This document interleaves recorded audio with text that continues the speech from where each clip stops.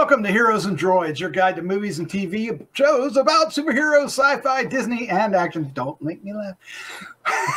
From Marvel to DC, from Star Wars to Star Trek, from James Bond to the Fast and Furious, we review the theatrical films and streaming delights you care about most.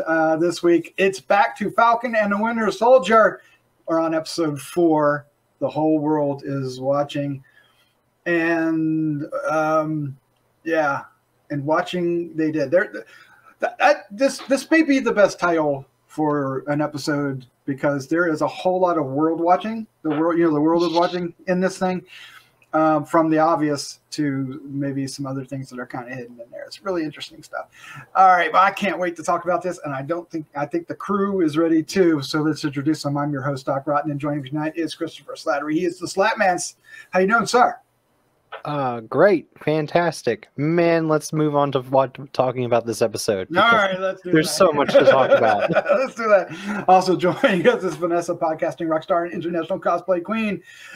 Looking rather spiffy. What you got going on there? Oh, come on. I believe you meant Baron Vanessa. Baron Vanessa, yeah, Madam Zemo herself. All right. We also have award-winning filmmaker Christopher G. Moore. How you doing, sir? Doing good. I think you meant to say streaming Turkish delights. No Turkish delights. Yeah, that's only Zemo can make giving candy to strange children look okay. Normally people are like that and the White Witch from Narnia. Yeah, well. Where are we going with this? All right. Turkish delights. Turkish delights. Oh, Turkish delights. All right. Also, they're not good. I know they're not. I know what you're talking about. We are talking about Falcon and Winter Soldier. We're talking about episode 4. The whole world's watching. It aired April 9th on Disney Plus. Directed by Kerry Skoglund. Written again by Derek Kolstad. I think you can recognize his touch in this movie, the show. The cast includes the familiar names and faces: Anthony Mackie, Sebastian Stan, Daniel Brew, Emily Van Camp, Wyatt Russell, Danny Ramirez, Cleve Bennett, Florence Kasumba, Aaron Kellerman, Desmond Chime, among others. Synopsis is: John Walker loses his patience with Sam and Bucky as they learn more about Karli Morgenthau. Do things come to a head? I think they come to a head. We've got 2 more episodes left after this one. So we are closing on 4 hours into this particular storyline. So it'll be interesting to find out if it's all starting to gel and come together. But what we're going to do first is give our first impressions. And then after that, we're going to discuss the show a little bit. And then we'll dive into our final thoughts, our score 1 to 5. And our favorite scene. So let's start things off. Slattman, you, sir, are up first. So slight spoilers from my score at the end. I am so happy that I gave last week's episode a 4.5 because I don't think it would be possible to give this thing higher. This thing is a straight 5. Like it's perfect from beginning to end. And to say that it is as good as last week's episode, which, don't get me wrong, last week's episode was still fantastic, would not be giving this episode the justice that it deserves. And special shout outs to Wyatt Russell. He stole the show this week and did an amazing job. I think he did phenomenal. Interesting. It'll be interesting to see if the rest of the crew follow through. Vanessa, are you with us? I am. You blipped there for a second. All right. What was your first impression of Falcon and the Winter Soldier, episode 4? Freaking awesome. That was my first impression. But I missed last week, and that episode was amazing too. And the way this one builds on that one. And I just love the progression of these episodes. And, how dare we ever question that it wasn't going to be good or as kinetic or as exciting as WandaVision, because it's definitely gotten there. Nice. I love it. I love it so much. This episode in particular, from the very, very opening scene to the very last scene. That's the whole show. That's the whole That's show. the whole show. A All whole right. 30-some minutes. Oh, wow. All right. Christopher G. Morser, what was your first impression of The Whole World Is Watching? And like you said, without being spoiler, it definitely brings it to a head, if you know what I mean. Oh. That was a bad joke. I will say I actually liked I liked last week's episode slightly better, but that's mainly because we still step into Expositionville in several scenes where and also story-wise, you can sort of see how they've been working to reframe the story and take some of the elements that they had initially when it came to supposedly they had like a whole underlying story involving a pandemic type thing, a viral outbreak. And there's some weird parts that don't make sense in certain parts, but at the same time, it also has some really badass things that, and then an ending that was like, what the hell? I mean, a really shocking ending that something is like, wow, this is on the same channel that has all the Disney films. I know. I was like, whoa. I mean, granted, they could have went a whole lot worse, but sometimes not showing stuff makes it worse because you recreate it in your head. And so there's a very violent thing that happens towards the end. It's like, whoa, okay, they're going there. And I think, and I think initially with this series, I thought it was going to be one of those things where this is just to be some fun action series, but it really is doing a great job of going seriously into like, there's a whole thing about, supremacy and people who think they're superior to other people, which, normally ties into just like white supremacy, but it's all about like anybody who thinks they're superior to someone else and they're trying to get a leg up by doing horrible things so that, they think they're doing something that's bettering themselves, but hurting others in the process. And so there's a lot of really underlying themes in this whole series that really definitely comes to a head when it comes to the elements and also this Captain America character who's definitely not Chris Evans. But yeah, it's got there's some amazing action scenes and stuff, especially when the Wakanda women come in. Oh yeah. Whoa. And it still has some elements of humor as well. But I can't really say that. I think my problem, there's certain story elements that, despite the power of certain other elements, it doesn't make it a overall 5 out of 5 episode for me, without spoiling what I'm going to rate it. But it's still high. But I just, again, there's certain elements that make me as a filmmaker and as a storyteller like, okay, this is getting a little too much. Pieces of dialogue and then other scenes you could even, and maybe it's just because I'm a filmmaker, there's parts where you can hear the dubbing where they had to go back and redub certain things where you even see people's mouths moving and it's not what they were saying initially. So those kind of things kind of take away the polish of everything else on this series. So, but still, it's without it being like the best episode to me, it's still the most powerful episode of all the episodes that have happened so far. Yeah, I'm kind of with Chris in this that excuse me, the Madripoor last episode is still a little better for me.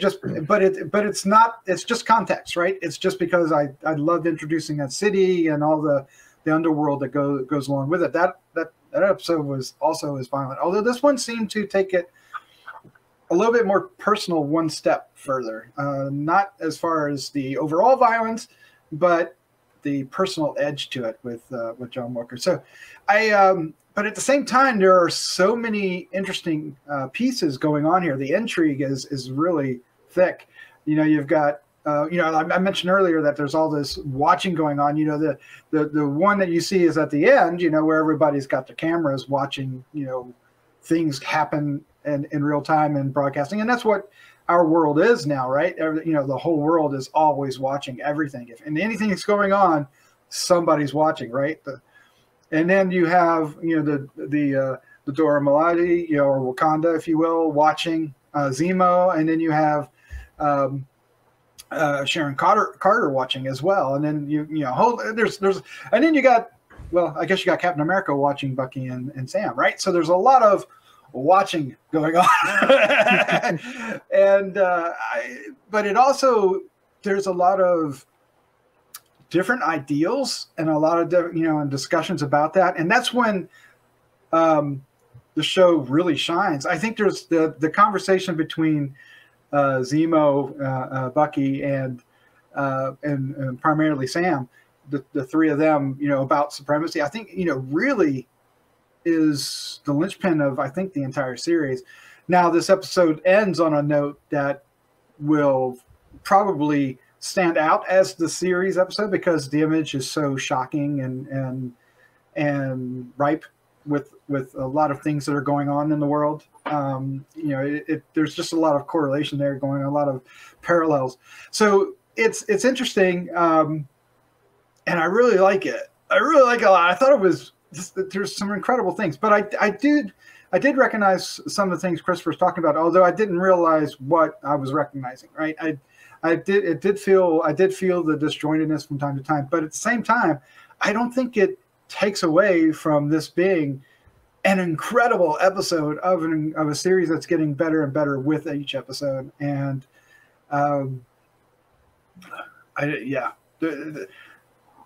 it makes me want more of Falcon and Winter Soldier for certain.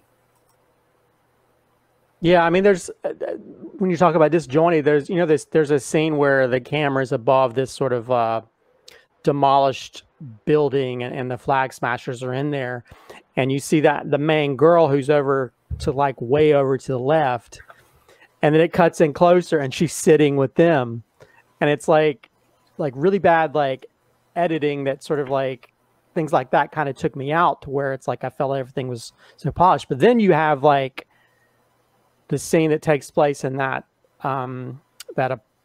place they're staying at, the Zemo and them are staying at, and those Wakanda women come in, and that whole action sequence, the way it's choreographed, the way it's shot, it's a pretty well done action sequence, to where I was like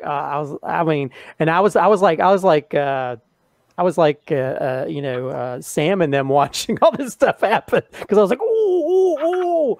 And also, if ever, you really sort of felt like, oh, this John Walker character is an a-hole, this episode turns it up to 11, because he starts doing stuff and you can sort of see he's twitchy, something's wrong with him mentally. And then when he's trying to assert himself and he just comes off putting other people down. And let me tell you what, don't be touching some female Wakanda warrior on her shoulder. No. Whatever you do, don't call her weapons pointy sticks and then touch a woman non-consensually, because she will beat your ass. Yeah. The Dora Milaje, if I'm pronouncing that right, somebody correct me if I'm wrong, but they certainly owned this episode when they were on it. Were in it. Especially when Ayo does the whole Captain America, stomp on the shield and catch it. Yeah, I was and it just kind of puts into perspective how great the Wakanda every Wakandan is. Mm-hmm. Just seeing how powerful they are, how tying it back to how powerful T'Challa was, how powerful Shuri is. It's just holy crap, these people can just run circles around the best military people the US has to offer. It just kind of puts everything in perspective. Yeah, and this episode really kind of hides a lot of Bucky's growth in this episode. I don't know if you guys saw this as well. I mean, we get the intro, from 6 years ago when he's, they're breaking the mental hold that Hydra had on him, and it's really an emotional scene, and Sebastian Stan does a great job. But later, when it comes around and the Dora Milaje, do the little move the little Vulcan maneuver on your shoulder, and the arm falls off. The look on his face just said volumes. It was really, really amazing. What a perfect actor to play a young, grumpy old man. A young old. Yeah, because he's like, you see him fighting these other super soldiers in here, and it's kind of like, come on, I've been doing this for 7 years. All right. When he tells the one, you stay down. It's just such a grumpy old man, and I just love it how he's playing the character out. But I have to disagree with Doc and Chris up here, because I didn't see any of the flaws that you're pointing out. To me, like, I glazed over them the whole time. And while I loved the last episode, I think this one developed our characters so much more. And I really, really love what they're doing with John Walker. And, he is an American hero. He has 3 medals of honor or 3 Purple Hearts. He is someone who saved lives, but under what conditions, right? So you take someone who is hardened that way, and then you give him a mantle he's not ready to hold. And it's kind of like a recipe for disaster. And it's almost a little tragic to see play out, because there's nothing he can do about it. Mm-hmm. It just is his role in life, whether he knows it or not. And I feel like I really am enjoying the tragic story of John Walker alongside all the crazy, insane things he's doing. And one of my very, very favorite scenes is his reaction to Battlestar. Mm-hmm. And playing that against our OG Cap's reaction to Bucky. Two mm-hmm. of the almost exact situations occur, and you see how 2 Captain Americas respond to it. And I felt like that just carried so much weight with it, and really shows how different he is and how misguided I think he is. Man, I'm bringing it down. And then to contrast that with the scene that one of the slow scenes right before that, where Battlestar was like the voice of reason, mm-hmm. And as soon as he's gone, you realize that voice of reason is no longer there. There's been multiple times throughout this entire series where John Walker is just like, no. And then as soon as Battlestar is like, no, I think this is a good idea, or I agree with them, or, it completely turns John around and brings him back to reality out of his stubbornness and out of his, kind of ego, way of thinking that he should always be right.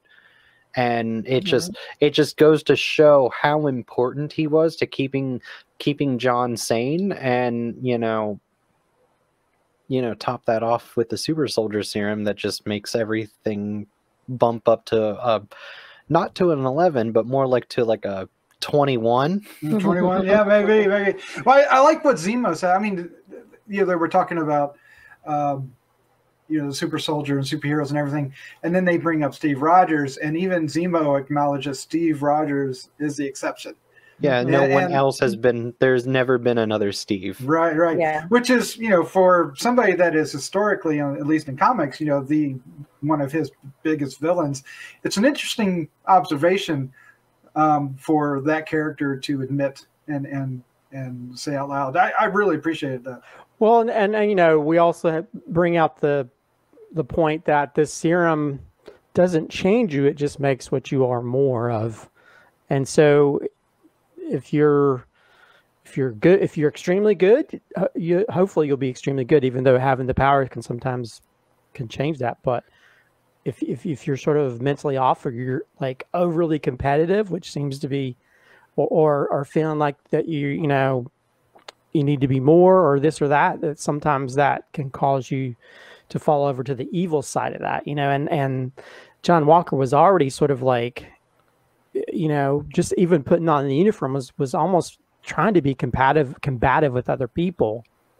When he walks in that room and he's like, oh, you think I'm so tough without my shield? Try to, come at me without the shield, and then like he's getting his ass beat by the Wakandan warriors, and then he's like, they don't even have super serum, and he's like always comparing other people, but at the same time he's wanting to feel like he has power to tell other people, hey, what I'm doing is right, when it seems to me that he doesn't really know what he's doing.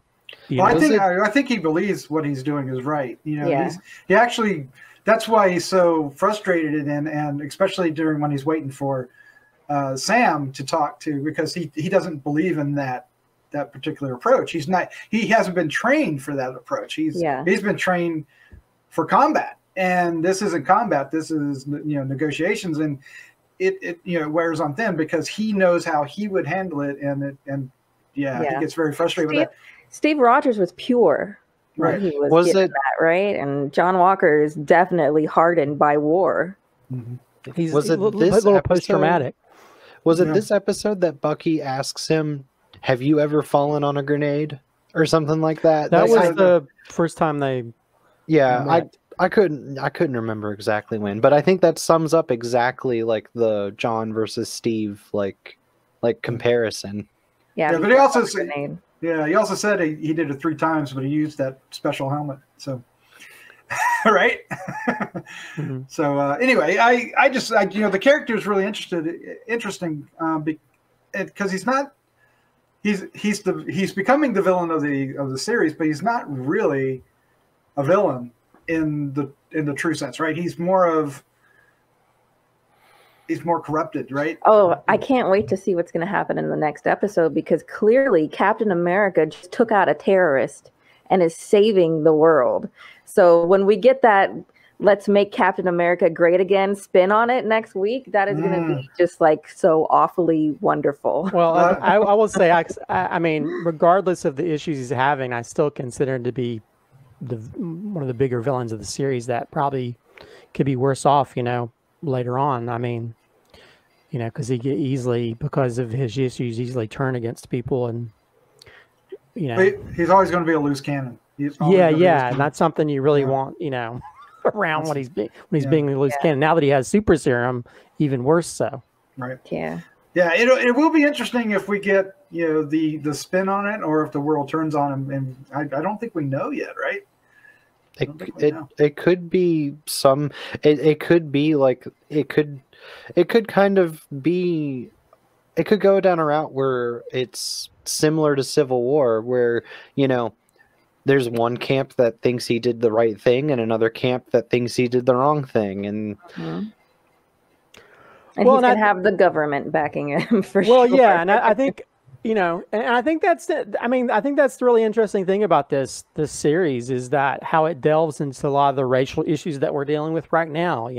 We got this trial with the cop, who, caused a lot of these riots by killing a guy, and so we have that scene early on where, hey, we're going to go in there. I don't want the guy breathing, and it's like, ooh, and then like. You have this where he's like coming in and acting like he knows everything, and you have the whole scene where he goes against challenging Sam, the black guy, and then he's challenging these black women that come in. So there's a lot of these underlying racial themes you see in a lot of this, or even towards the end where he's does it in front of the people and people taking pictures. Although to be fair, even though news travels a whole lot faster now than it used to be, we actually have a similar situation back with Captain America back in the olden days, because when they go through that museum, there's a picture of him holding up I think the door of like a car when he's being shot at.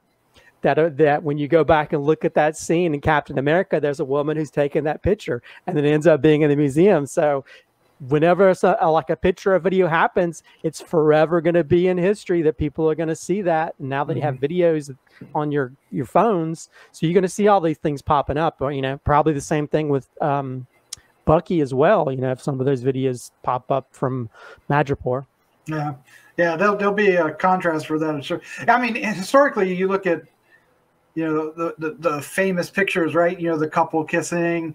The guy standing in front of the tank, right? The monk setting himself on fire. Throughout history, those images are seared into our brains in the media world that we live in now. But in the past, what, 5 to 10 years, that has become, everyday life, every single day life, right? Yeah, but now that you've taken something that's like a symbol of freedom, it's almost like the flag, and you drench it in blood like that, that changes the whole perspective of things. So it's definitely going to be interesting as we go into the next episode, like, because Sam and Bucky, they got to step up and do something about this. So that's, so I'm thinking there's got to be a passing of the shield. Because we can't have John Walker running around with that thing, putting blood all over it wherever he goes. Yeah, it's you gotta hand it to them. They handled that sequence. They gave us the power of it with some delicacy and finesse, and the imagery is very powerful that they chose. With him standing back up and pulling the shield up and having the blood drenched at the bottom of it. It is very striking, and I think, like Vanessa, like you said, it's the contrast between John Walker and Steve Rogers. Well, that, and you see it from the point of view of the victim as well, when he's coming down with that thing and he's towering above you. The fan, the Captain America fan, the man who didn't want to take this version of Captain America out. That's heartbreaking.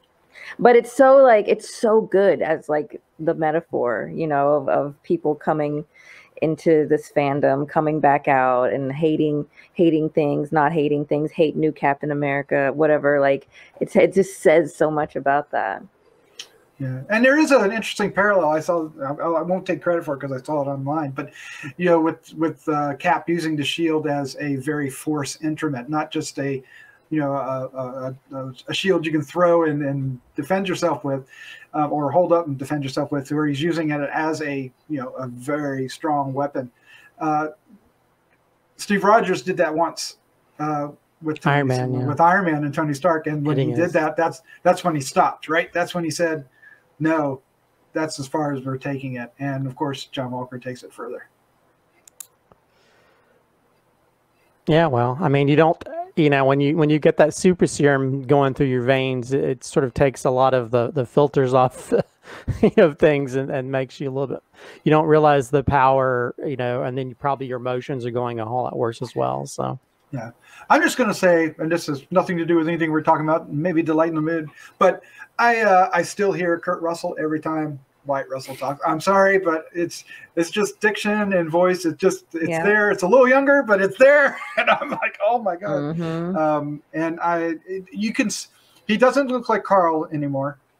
Can we say that? They got rid of that first time we saw him. Yeah. Well, but have you noticed that, like, he's not, I mean, you can sort of see the progression of him, because he's, because usually, like, Captain America is usually kind of clean-faced or whatever. As the days have progressed, he's starting to get, scraggle, and his hair's growing, and he doesn't really care anymore. So you can sort of see mentally he's already sort of progressing to a point of no return.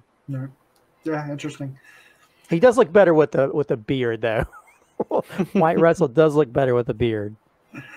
Yeah, I want more White Russell. I thought he was really good in this. I think everybody's good, and there's some really great moments with Zemo too. It's a little bit more subtle, and he's still controlling things, and people don't know it. he's a little bit of a puppet master in a bit, but not and an El Chapo. So.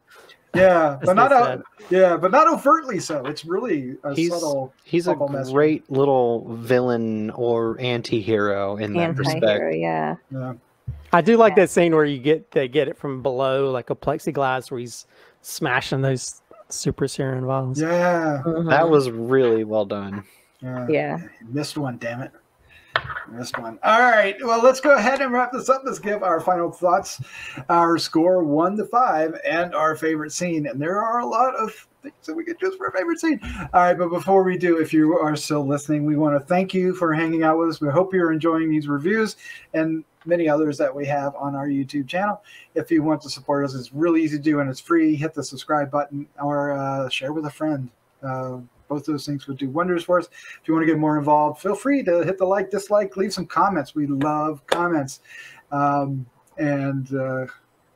especially with this show. We really want to hear your thoughts about this show. Let's take a quick moment to thank our patrons over at Patreon, because without their support, we wouldn't be able to do not only Heroes and Droids, but also Horror News Radio, Decades of Horror, and the Gruesome Magazine, the entire family of podcasts that we do here on the show. All right, so let's dive into this. Let's give our final thoughts, our score, and favorite scene. Slattman, you are up first, sir. Well, so I already said it earlier, kind of, but my score is a 5, and Yes. even with the flaws, I think the emotional weight behind this episode, because there's not just the last scene with John Walker with the shield. There's a lot of other great emotional moments in this episode. I think it all just kind of comes together. You know, it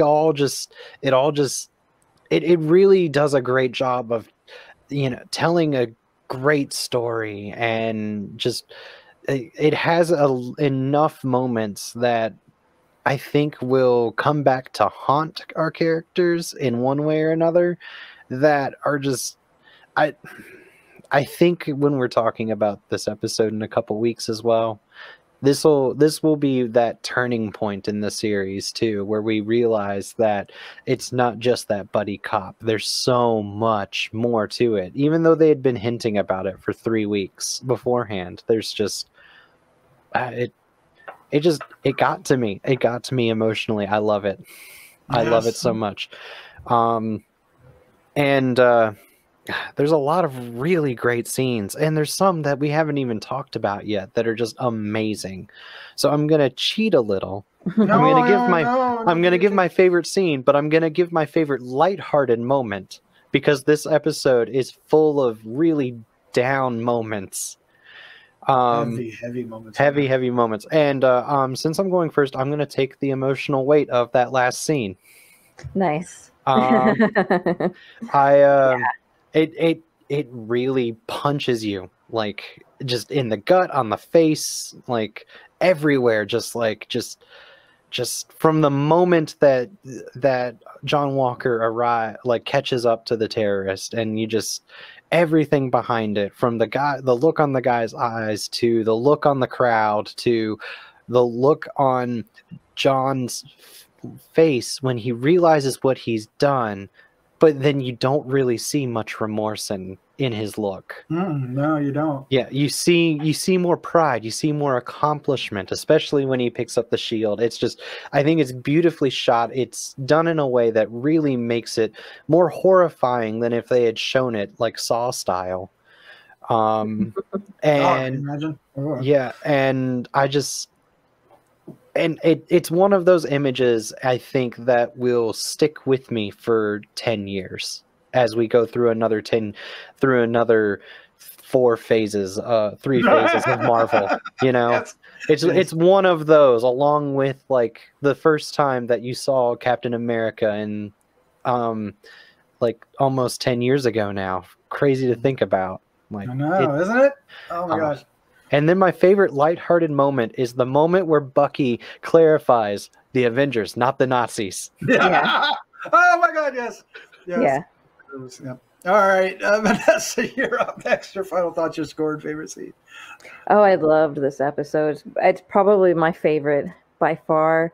That fight scene with Adora Milaje, like, please let Bucky's girlfriend be like a hot, sexy, bald Wakandan. Like, I would love that so much. So somebody to put him in his place, just rip his arm off. Like, that was amazing. Look on his face, man. I know. He was so sad. He was like a little boy. He's like a puppy. What are you talking about? Like, he did. Oh, poor Bucky. No, I loved everything that they did. I loved how they incorporated Sam in this and his ability to talk to people, because how important was that in the development of his relationship with Steve, you know, and you really get to see that in his compassion and how he's capable of talking to people on different levels, especially people that are willing to listen. I just can't wait. I can't wait to see what Zemo's doing next. Where is he? What's he doing? Is he planning on killing?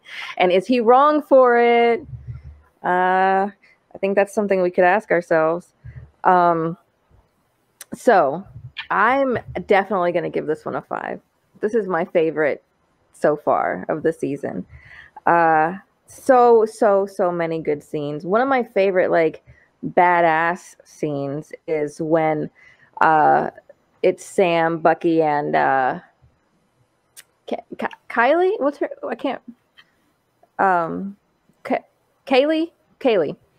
When the three of them are talking and they find out that John Walker is approaching where everybody is. Mhm. And they jump down, and Bucky jumps down, and she jumps down and like bashes him into the wall to give herself time to like catch up. I had to rewind that because that scene is so badass when that happens, because she just jumps out of nowhere and just freaking takes him out and smashes him into the wall. But my favorite scene is the opening scene where Bucky gets his freedom. Oh yes, so powerful. Yes, every time I watch that, it makes me well up a little bit, and it really is powerful. And I just, that on top of him being his like grumpy old man self, I am starting to fall in love with Bucky Barnes, like the way people have over this time. There you go. Yeah, Karli is. I guess she's she's a flag smasher, right? She's the flag smasher. Yeah. All right, Christopher G. Moore, sir, your final thoughts, score, and favorite scene. Yeah, I mean, this episode is definitely the most powerful of all the episodes that have happened so far. They've really, it's really gotten to the point now to where like, okay, this guy does not deserve this shield. We need to do something about this. Yeah, and I really think that scene with Bucky, when the Emmys come around, I think he needs to be considered because that scene of him in front of the fire being emotional is powerful, I think. Saying it's not going to work and her saying, I won't let you hurt anybody. Oh, God. Oh, man. And then like he's even having to seek acknowledgement that it's finally over. He's not being controlled anymore. So, and then we just have, the ending scene, which is like, because we talk about those moments that we remember in all the MCU movies with all the superhero poses you see on like comic book covers, and you have that scene. It's like, wow, we've got something that's like, it's powerful, but at the same time menacing and scary. And we also get some really badass like fight scenes. So yeah, I mean, it's I still like my Zemo. I want to see what happens to him next. Even though he's one of those people that you kind of love, you love to hate, and you hate that you love him.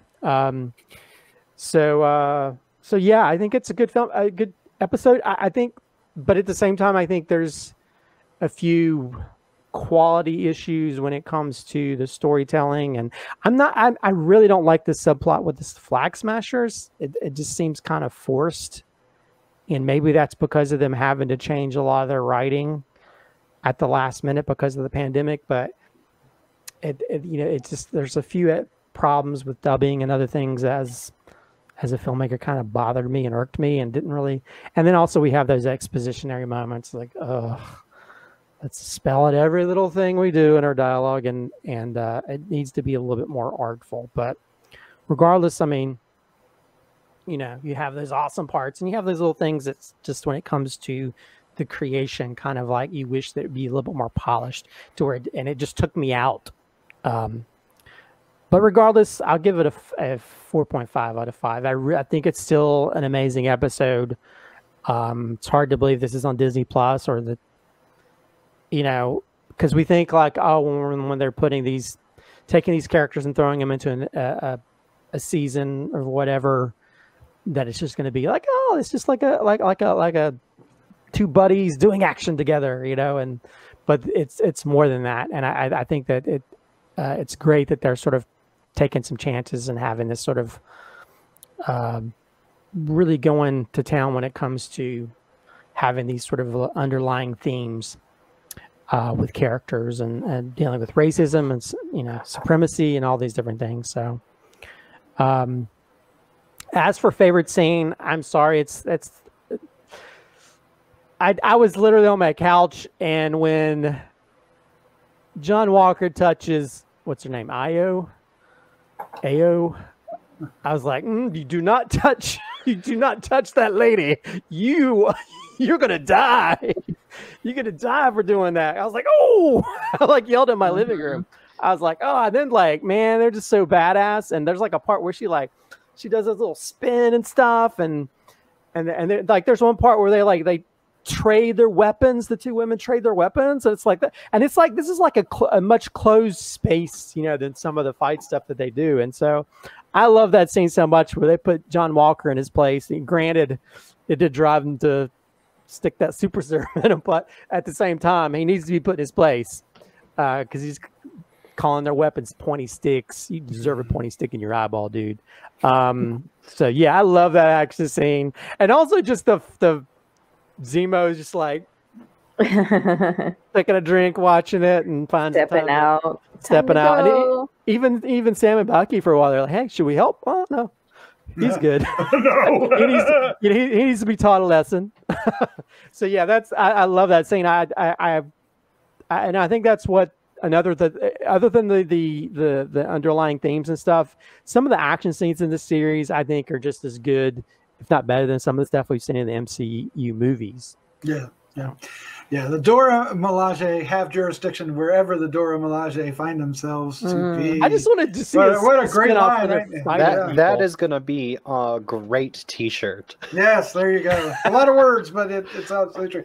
I like what you said, Christopher. I'm going to champion that Marvel's really doing some interesting things. They're taking advantage of this opportunity to do these stories in serial format and take more time with the characters, because we wouldn't get these moments in a 2-hour, 2.5 hour action blockbuster, right? You wouldn't get these character growth moments that I think we're getting with Bucky and Sam and our supporting characters, like Zemo and Sharon Carter. It'd be really hard to do that. So I'm really, really appreciating that and enjoying it. And I think while this, and we got it with WandaVision as well, maybe more so even. But I don't want to throw shade on this one because I think they're doing a great job. This is more superhero than WandaVision, but it's actually a more mature version of those movies, right? They're actually getting into things and doing stuff with our characters and really getting in some deep themes.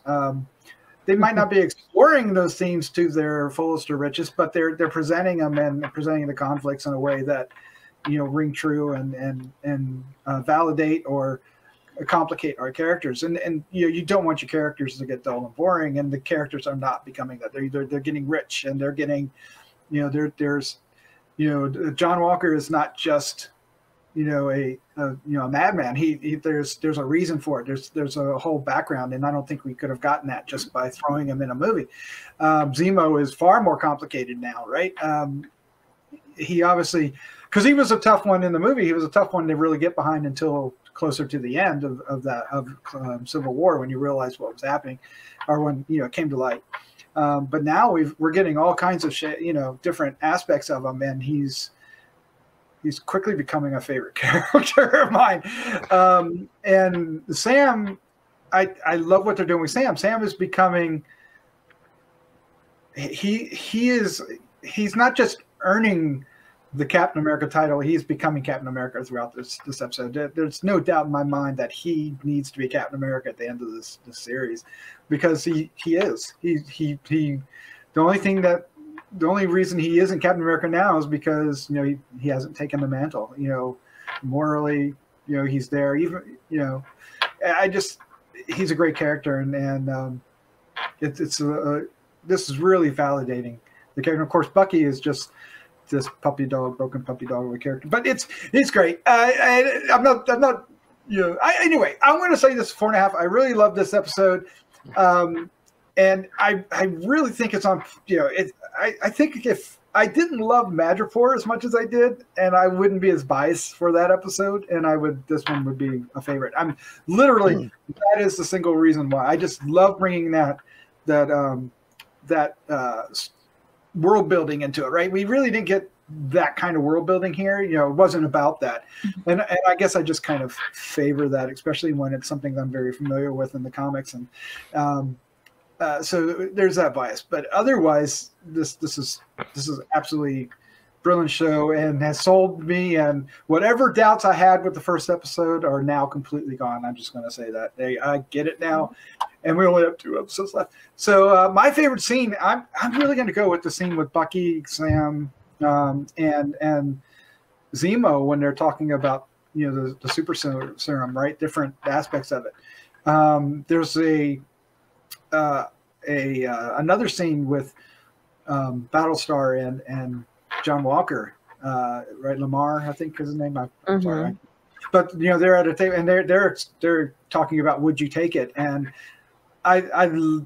there's just this parallel between these conversations that the reasoning and the background for it, you know, was. In other words, it's a lot of gray, right? It's never as black and white as, you know, Steve Rogers versus the Red Skull. It's not that black and white anymore, right? And but it's these 3 characters are actually a lot of fun together. and Zemo is just, I think his dialogue is the best dialogue in here. Maybe Sam, because I also love it when Sam's talking to Flag Smasher, you know, Karli. And he's saying, you know, I believe in what you're doing. I just don't believe in how you're doing it, right? And there's a lot going on there. He was actually earning her trust and earning her respect, and there was a conversation going on. Of course, you know, John Walker blows all that, but at the same time, it was And just going to put it out there. There's really a lot of really hard, stark action in this one, and a very pivotal moment. Perhaps a future iconic moment in this episode, but there's a lot of really strong character building in this episode as well. So I have 2 questions. We might have 2 answers. First one's rhetorical. Sharon Carter equals power broker? I'm leaning that way, but I have a feeling there's another person that's... Well, does that lead into... Who do you guys have any theories on who the actual power broker is? No, well, the power broker, but we're gonna have a big reveal. Like the writers have already said, there's gonna be somebody in one of these next 2 episodes. Yeah. So, any ideas? Big name actor, or a character, a Marvel character. I mean, I think it's Thunderbolt Ross. That makes the most sense. Well, the writer said this is a character that we haven't seen before. Okay. So it's going to be a character that hasn't been shown in the MCU universe yet. So, although have you heard the rumor? It's they created a tourism site for Madripoor. And you can go through and look, and supposedly they had 2 references. One was to Shang-Chi, and another was to Mystique. And some people were thinking that Sharon Carter actually might be Mystique. Oh, that would be funny. Which would make sense, because she's not really the Sharon Carter we know, but I haven't heard that one. I don't know. That would kind of take away from the badassery of Sharon Carter, and that would kind of be like a... Yeah, it just seems like be a huge turn, because I think some people are pointing out like the time between her, because she disappeared because the blip, the time between her and being this sort of, you know, big criminal person in this universe is kind of very fast. So, but yeah, I mean, I like her character, but I just thought that was interesting that Marvel pulled those references from that site, because people saw that, because you can go through and you can do searches and look at all kinds of stuff about the Madripoor and stuff. Also, from what I've heard, the reason they pulled the whole viral thing is because virus, not viral. Yeah, virus. That they were supposedly, the storyline was going to be that the power broker released this virus and had like the vaccine for it, and because Madripoor isn't an Asian city. They were like, Disney was like, no, we need to continue doing doing stuff overseas in China. We need to scrap that. When the whole pandemic happened. So that was probably a smart decision. I mean, I don't know if that's true, but I know they did scrap a whole, pandemic viral outbreak type thing. So, but yeah, I mean, I think that's going to be interesting if whoever's the power broker shows up who it is. But yeah, evidently who this character, somebody had mentioned that it might be Rihanna playing a character. What? Somebody from Wakanda. And Rihanna, but I don't. It just seems out of left field. Well, that's another thing too. Like they shot scenes with T'Challa for this show, so could that be what we're gonna see in the next couple episodes? Because in this timeline, he's still around. So in this universe, like, I don't know, or would that be distasteful? To that's hard to say. Hard to say. I'm sure they'd do it the right way. Yeah. I mean, I'm sure they'd get Chadwick's estate's permission, like whether it's his wife or family. But that could be kind of cool. They did it kind of in a way to honor him and. Yeah, and I feel like they're gonna do something like that with Black Panther 2 anyway. So maybe they made those scenes and they're just gonna use them in Black Panther 2. Oh, that's true. That's true. They could do that. That'd be interesting. 2 more episodes.